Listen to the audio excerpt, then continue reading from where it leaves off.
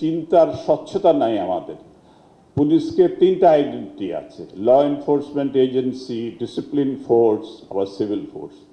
তো civil force থাকেনি এইটা। এর ক্ষতি কি হয়েছে? এগুলো পলিটিক্যাল ডেভেলপমেন্টের জন্য। মিলিটারাইজেশন অফ পুলিশ কি, তাতে ক্ষতি কি? স্পেসিফিক যদি আমি উদাহরণের মধ্যে যাই, মিলিটারাইজেশন হলে তখন আপনার অর্ডারটা এরকম হবে, this is how you have to do. আপনি within 24 hours you will get it done, I don't know how you do it. এইটা কিন্তু this is a military pronunciation. তার মানে you either go by hook or by crook. কিন্তু as a law এনফোর্সমেন্টের লোক হিসাবে you are not suppose to go by crook, you are suppose to go by hook. তো এই culture ঢুকে গেল। একজন অ্যাডভাইজার মহোদয় বলেছেন, দেখলাম যে military grade of arms ammunition police ব্যবহার করে কেউ। আমি অবাক হয়ে গেলাম, উনি তো বহুদিন ধরে চাকরি করেন। এই 7.62 তো পুলিশ 72 থেকেই ব্যবহার করেন, তারপরেও ব্যবহার করেছে। তো এইসব কথা এই যে নতুন করে বলার কিছু নেই। আর তার বড় জিনিস হচ্ছে যে মাত্রাতিরিক্ত ফোর্স ব্যবহার হয়েছে কেন?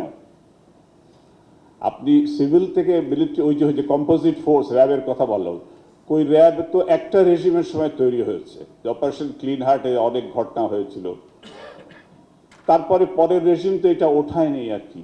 তাহলে যেটা আপনারা সবাই বলছেন পলিটিক্যাল ভিশনটা তো আমাদের খুব নিচু স্তরের, স্বীকার করতেই হবে।